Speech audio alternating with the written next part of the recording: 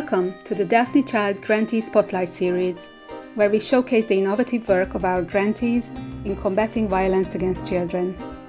The Daphne Child Programme is a collaborative initiative funded by the European Union, led by Eurochild and Terre des Hommes, empowering grassroots civil society organizations across 9 European countries through a comprehensive 3-year sub-granting and capacity building program. You can learn more at daphne.childhub.org. That's daphne.childhub.org. I'm Zsofia Karetka, and today I would like to welcome Karolina Svirida from the Ukrainian NGO 3.5%, who have won a Daphne Child grant for their project Combating Violence Against Children in Rural Schools of Lviv and the Zakarpattia region. Karolina, a warm welcome to you. Pleasure to speaking to you. Please tell us about the NGO 3.5% and how you came to focus on violence prevention in rural communities. So our organization has been working in the field of child protection and youth policy for over 10 years now. Our team has been a part of various organizations and structures, building up knowledge and experience in this topic. And with a full-scale invasion, we were all working in Kyiv for the last probably 3 or 4 years. And when the full-scale invasion started, it just happened that we have all came back for holidays and for some family visiting back in Zakarpattia, as mostly all of our team is from here when we were originally based. And within probably 4 or 5 days, the full-scale invasion started. And it just happened that nobody could continue working in Kyiv. So we had to stay here. And we were firstly helping with all the humanitarian assistance needed and also volunteering. Later on, we figured we wanted to actually start working on the same thing we have been doing in Kyiv. So working with children and teenagers and young people with various projects. So the first thing we did was creating space for them to actually do some initiatives, probably at work, or introduce some of their activities. So we created a youth hub in Mukachevo. And we started working with children and young people, first on some leadership activities and also some things that would enrich their probably soft skills and some civic education as well. And what we noticed was that there was a significant gap in some basic probably knowledge or experiences, or even, I would say, psychological barriers that would not help us in work with children and teenagers and young people here. For example, if we wanted to do some kind of event training in Kyiv, if we could publish the announcement, we would probably get a full number of participants and even more in a day or so. In Mukachevo, if we wanted to do some kind of training which would actually go with the topics that young people and children were interested in, it would take us probably a week or even more to get the participants, and even that wouldn't be the number we were expecting. So it was very hard to work with young people. Even though there weren't many initiatives like ours, so there were not many civil society organizations working, non-formal education was not actually that developed as it was, for example, in the regions we used to work before. So we figured there was like a huge opportunity for us to introduce more of the civic society organizations here to create some conscious young people that would like to work here, that would like to spend their life in Ukraine, because we made a very vivid comparison to young people wanting to leave Ukraine, for example, were those who didn't see any opportunities inside the country, even though there were a lot of opportunities here. We also started working with a lot of vulnerable groups and groups at risk, because we figured that they were the ones that were underestimated mostly in the region. There were no civil society organizations that would work for them separately. And those would include children from vulnerable groups, also Roma children, children from institutions, care institutions that were raised without parents, for example, and many others that would require a lot of our assistance. So you mentioned finding it harder to engage young people than you did in Kyiv. And I wonder how you went on about understanding what was really going on beneath the surface. It's rather complex because we have been investigating it for the last, I guess, 3 or 4 years. So basically, understanding the real reasons behind and motives for young people behind the wanting to develop their personal and professional life was why we started doing some in-house research. So first of all, when we figured that we were missing some kind of focus from young people, we decided we were going to do some research inside our organization. So we did some primary focus groups and interviews with young people of various age, just trying to understand what actually motivated them to live in the city where they were living or how they saw their career and their future. So, and this is how we came up with most of our projects because we listened to young people, we figured what the problems were, what they were facing in their communities, and together with them, we started building up initiatives and projects. So basically, database approach went further in our initiatives because it wasn't just some desk research of analytical information, but we were asking young people straight away. So the ones that they highlighted were, first of all, the lack of some kind of quality entertainment. And I'm talking about non-formal education activities as well, or some kind of trainings, conferences, a space where they could create some cultural initiatives as well. So this was like a big challenge for them to do so. And this is how we started also addressing them. The project that we are currently doing together with Eurochild is the one that was also very loud among young people. They all were talking about not feeling safe within their communities. Some of them talked about larger senses, for example, not being able to express themselves within the communities that they live. So Western Ukraine and especially Zakarpattia region is a very cross-cultural region with a lot of cultural heritage and traditions, but it also consists of the biggest number of small rural communities in Ukraine. And therefore, there are a lot of other challenges which come out of it, except for positive things, of course, which could be like very close communities, very traditional senses that they bring also into young people. And with the globalism going on, young people see how they can live in bigger cities or how free they can be somewhere abroad, what they cannot express in their communities inside of it. So obviously, they're choosing a life, for example, somewhere else because they feel like they could be more of themselves away from the town where they're in. In situations like this, when we also obviously respect every single opinion. And if this is their decision, it's obviously their decision to make. What we were trying to make them understand that they could be the change makers of such kind of situation, that they are the generation that could probably bring some change into this traditional senses and make people more open-minded, since they are the ones who are open-minded, so they can make others open-minded too. And those who are speaking about safe spaces at schools, because this is a place where they spend most of their time, we're also going through some gender-based, I wouldn't say violence, but challenges that they were facing.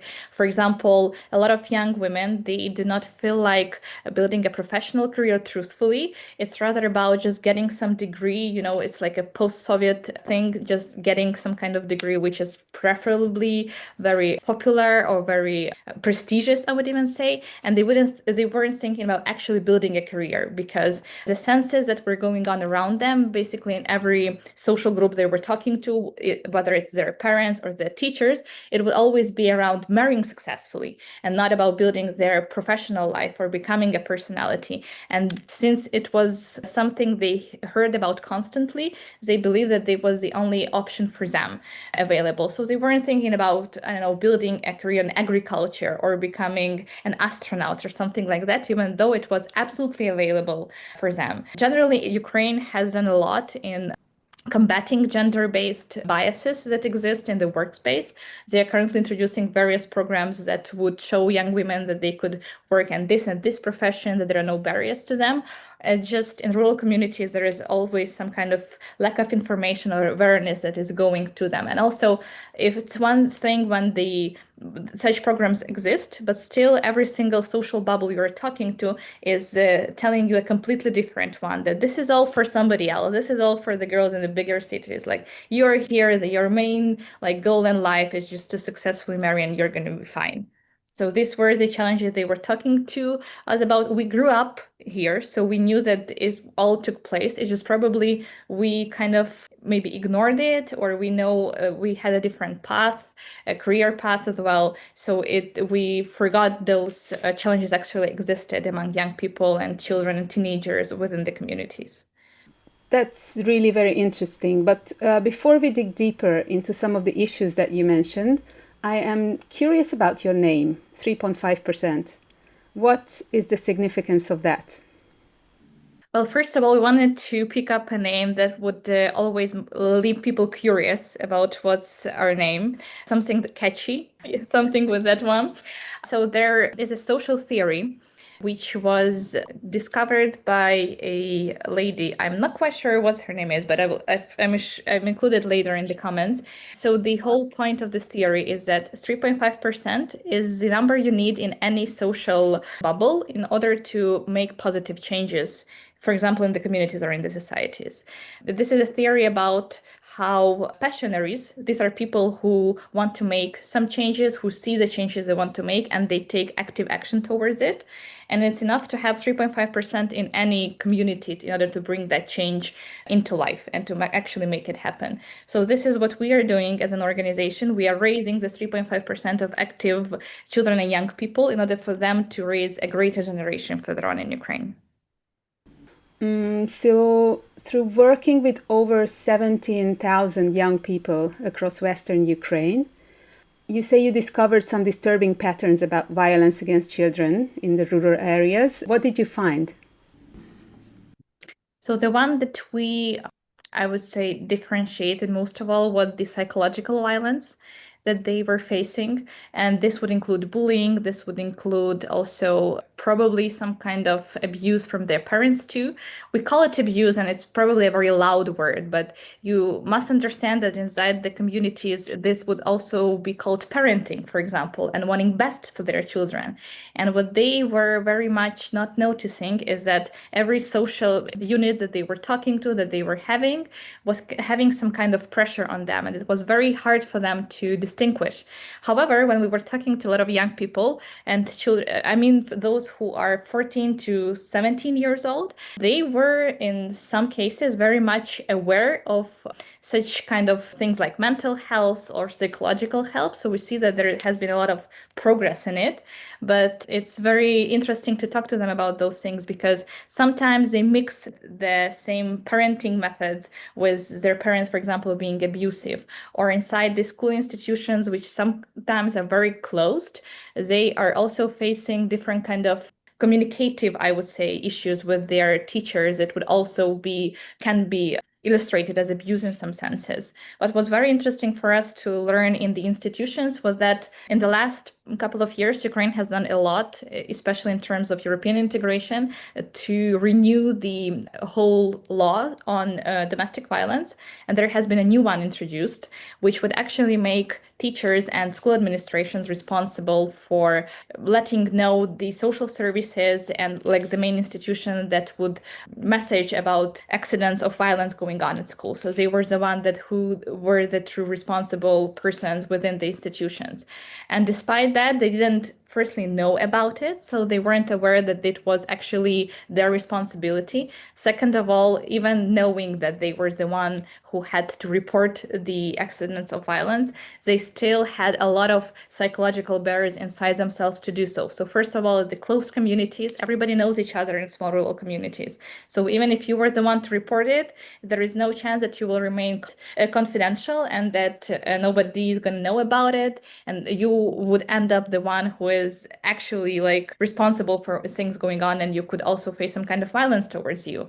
Second of all, it's probably they were very skeptical about even being able to help those children, even in cases where there was very distinctive law introduced how they can help the children. They still wouldn't believe that it was actually possible, even in terms of domestic violence, which was the most disturbing cases going on, because when young people and children reported that they faced some kind of violence at home from their parents, those were the cases that teachers would say like, we don't want to intrude, this is their personal like space, it's their family business, we don't want to be the one to report or to take some actions towards it.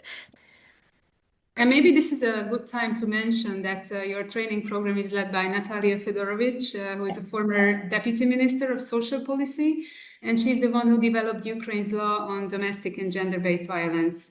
So how critical it is to have someone at this level of expertise when training school administrators on legal frameworks, as it is quite a challenging task, as you mentioned.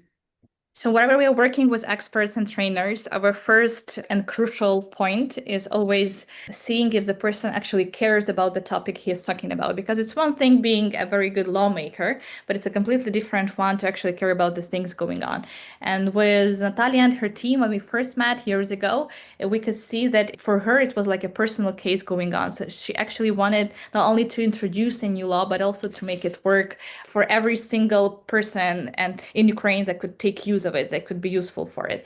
So she's also very competent in also this important social behavior change among the participants on her trainings, because she comes up with personal stories, she comes up with personal experiences, and also she's very competent within varied other institutions that she has been working as, because it's also about cross-sectoral response, and it's also about working not only with schools but also with social services and police and all the other actors that are included in it. So having her broad experience and having her helicopter view on things going on is very important, because she could also say right away, like, for example, when the teachers or the school administrations go like, oh, we could report it, but the police, they wouldn't do anything. She's like, stop. So this is your expertise. Make sure you are good at what you are doing. So we will talk to the police too. So she is very down to earth when it comes to trainings, and she is actually hearing people. And once again, her broad expertise is actually what is key in these trainings, because then she can speak from various experiences. She knows everything what is going on without the legislative system, and also how it works on the ground. Her being persuasive is also a very key component in the training process, because whenever we do such kind of trainings, we also keep in mind that those people have been living under certain feelings and under certain knowledge for a pretty long period of time, their whole life maybe, and they have always known that this is the right way to do so. And here comes, for example, Caroline and Natalia and her team, and we start telling them that this was all wrong and this is how you should do it now. So obviously we are gonna face some kind of oppression for them. So it's very important for us to also put us on the same page, and for them to also see that the situation can be changed and generations have changed, the world has changed, and this is how you can contribute into a better communities, and this is how you can help children actually build and live in better communities. 100%. So you have Natalia Fedorovich on board with her hands-on experience to help train the adults, but you're also putting the children in charge of designing their own solutions. So could you share some ideas that they came up with that you adults may not have thought of? So the very first surprising thing was that the children were very proactive at school. So when it came to the topic which they saw the administrations were not that active in, for example, like anti-bullying mechanisms or just generally combating violence, they were very eager to take the lead. So they would be like, let us come up with the ideas, let us work on this and that. It was important for us also to understand that the ideas, it's their responsibility not only to bring up an idea, but also to introduce it within the institution, because at some point we had a feeling that they would come up with a brilliant idea and then just pass it on to us or to the administrations to administrate, and that wouldn't be the case, because we wanted them to actually be at the all processes of how they want to introduce the ideas and what kind of mechanisms they want to actually introduce. So the first ones were, there were two ideas that actually like pinned into my mind. The first one was, in Ukraine we have a reform where policemen are present in schools, and those police officers, they are actually like watching if everything is going on. They are mediators. They are also working on some conflict resolution and being like a third party when it comes to any kind of conflict, for example, between the school children or between the school administration, a teacher, any kind of conflict resolution. And they really like this idea of a third party handling it, because they understood that sometimes even a competent person present at school was a very good idea for them. If this were the cases where young people and children at schools, they didn't see any, I would say, leader inside the institution that they could trust with the problems that they wanted to share. That's why they like the idea of a third party being present, a third party that could actually take some kind of action. And another thing that comes to my mind was that they wanted to create like mediator groups inside the schools. So there would be like 1 to 4 children of senior classes, which would be trained in mediation. And those would be the one who would be elected from the school children. So they would be granted the support of being the mediators in kind of situations, and they would be the one of reporting those cases, for example, of violence or bullying or any violence related cases to the administration. And they would be the one who would ensure that we have like the full case managed. So they would be the one to turn to the administration, more like negotiators. So they would see if the person was granted any kind of support, if they was granted any kind of help, if they reached out to the social services on time, or if they reached out to the police on time, whether the child needs some kind of psychological help or assistance, or maybe they need shelter, or maybe they need some kind of material help. So they would be the one to ensure it within the school and the one who would be responsible for it. But since those mediation group would consist of children from the school who would be granted the support by, I would say, voting, like a general assembly, that would mean that they actually feel together, feel what the other children are feeling. So they would be of the same age or of the same school, so like peers and friends, and they would feel more emotional connection to the cases going on. So they would always take the person's side, the children's side, and this is how they would feel safer in, for example, talking about cases and reporting them. I wonder how you actually make these ideas work in practice. So, what's your role in implementing them? We work with children for them to better understand what kind of opportunities they have to build up the mechanism. We also share some, for example, examples of how they can be executed. We do it more in a way of a facilitated group where they share the problems, where they see the outcome of what they want it to be, and also brush up some instruments of how they want to do it. We also work with the school administrations on the legislative part, because it's important for them to understand the whole structure, how it works within the communities. If they tell us that they are a small part of the construction, that and some parts are also missing, for example, like the involvement of the police or the social services, or they have no connection altogether within themselves, we can also help with some consultations on that one. So we have a rather broad, I would say, partner base with different hromadas, which lets us consult them on how they can improve, for example, the violence response mechanisms within their communities. So we wouldn't just leave the school with what they have. For example, a problem where they cannot cooperate with other institutions, we can also help in that terms. And when the young people, they come up with the mechanisms, we introduce them together to the school administration, very distinctively showing what can be done from the administrative side, what can be done from the children's side and young people's side, because we want them to feel like the full responsibility. And also, if the school administration is kind of like opposing or is not really eager to help or has some reasons to do so, we are also facilitating the process to make sure it happens. And also, we are working with the oblast administration, which are the one who are responsible also for preventing violence, for ensuring that the educational institutions are a safe space, because they would be the one who would help us ensure the sustainability of the processes. They would see if the mechanisms are working, they would give us some feedback from times going on, probably replicate even some great mechanisms on other institutions that are working, or taking one example as like a baseline, which can be introduced in various schools, because they're also very interested in it. The head of the department and their colleagues we have been working with are very deeply into the idea of absolutely eliminating any kind of violence and making a safe space for children in educational institutions. So they are very into overseeing the process which is going on in the schools. They would like to talk to children themselves. They would like to introduce some kind of ideas from their perspective as well. So this is also something that takes place regularly, of their opinion and how they see it working on and going on. Also, our idea is to make it as cost efficient as possible, for example, because we understand this is one thing for the sustainability. Schools have very limited resources right now, and also children see it as a legacy, something that they are leaving for their school, something that they believe the future generations will only benefit from in the future. Talking about scale, I wonder how many schools or communities you're working with.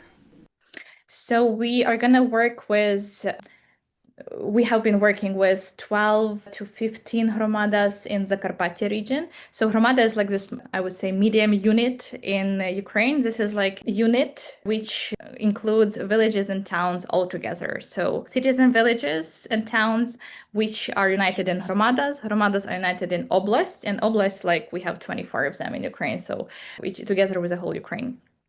So Hromada, we are talking about Hromadas because this is a new unit which has only been created a couple of years ago within the reform of decentralization. But there's the one who accumulate most of the funds, and there's the one who administrate also the educational institutions. So if we want to introduce any kind of change, or we want to see how the change is administrated, we always turn to the Hromadas. But they are all together working with the oblast, so basically on different levels to see if everything is okay with the educational process. So they're the one who are responsible. We have been introduced to, I guess, 12 or 14, I don't remember exactly number of hromadas in Zakarpattia region, and these are all rural hromadas. Most of them are from the side of Hungarian border. So these are also, we have like a motive which have not been included previously, but a motive of also including national minorities in the process, because most of the communities there, they have national minorities, they have Hungarian speaking schools, which we have also been working with, Hungarian and Ukrainian speaking schools.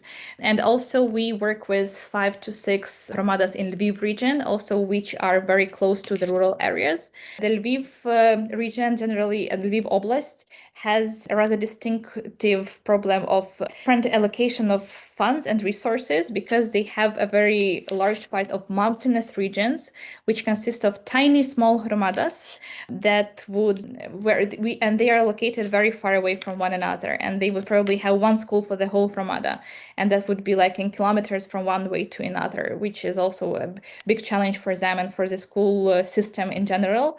And they are living, since they're very small communities and they are very traditional inside, though they also have this bigger problem of being a rather closed unit, a community unit, and especially children living there, they also have a big issue of always wanting to move to a bigger city and not staying inside their community and actually develop their community. So another, like, I would say, cross-sectoral question that we are raising among them is that being a safe space and also contributing in the community is possible, not even in big cities, but also in the smaller ones, if you know the true ways and true mechanism to make it happen. So in generally, one school is approximately 5 to 600 children and young people.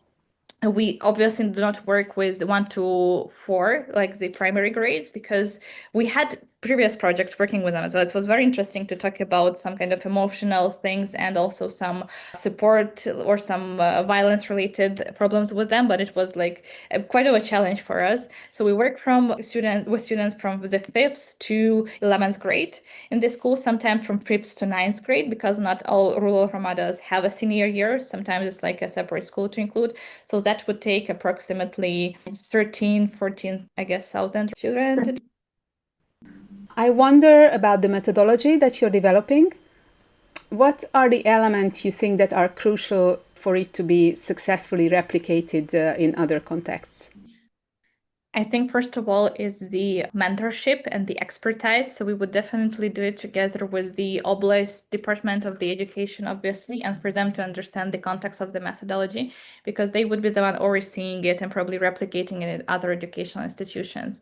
Second of all, we would like to make it we would like to suggest several options within the methodology which could be introduced given the context or given the resources that are inside the educational institutions, for them to make it like real to replicate, because sometimes the methodology is very heavenly and very perfect, but it cannot be replicated on what is going on at the schools.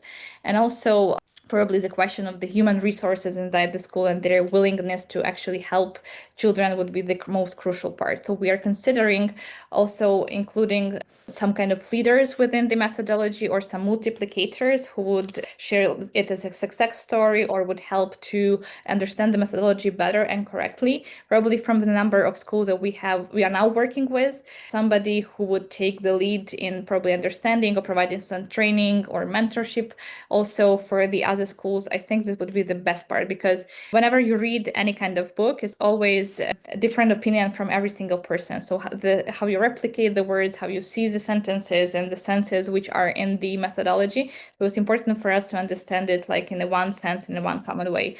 Also, having Natalia and her team with us would ensure that we do it methodologically correctly, because it's also an important thing for us to ensure that it's not breaking any laws. I would say that it's included in the legislative system, and it actually includes also some kind of cross-sectoral cooperation.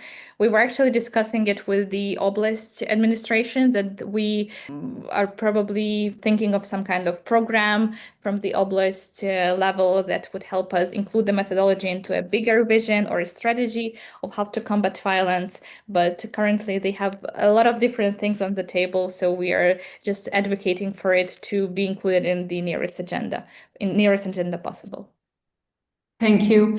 And just one last question related to this. So your project will also provide contacts for ongoing support through your organization and partner hotlines. So how important is this follow-up support, especially in the communities where children might not have other resources, as I understand? It is very important. We always include other partners that can help us also address the problem cross-sectorally. For example, one of the partners that we have been working with, they are providing psychotherapeutic sessions and also case management and also mental health support.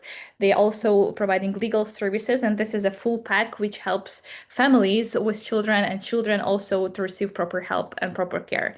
Because we understand that the social services might do their job from the point of doing everything legislatively correctly, but then it is a real person handling the situation. It is a real person going on through the hardships. So we try to include as many partners as possible to include that we give them the proper support. Also, our referral system, it works in a way where we also monitor the way that the partner is providing care and support to the people and to children and to the families, because once again, it's important for us to see whether the person is getting the proper attention, the proper support is needed.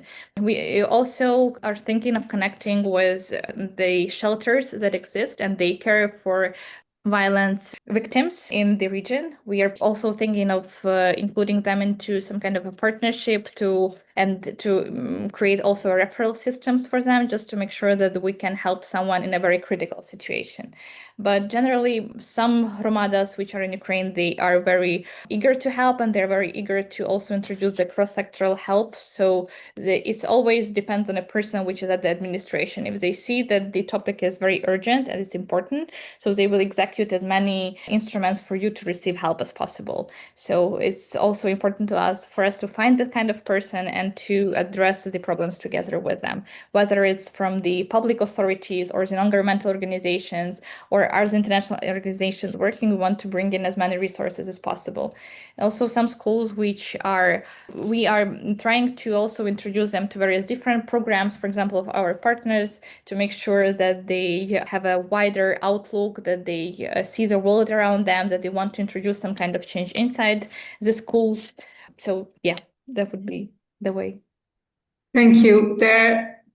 I would have so many more questions about this entire project, but we are slowly running out of time. So maybe just one last one to wrap up.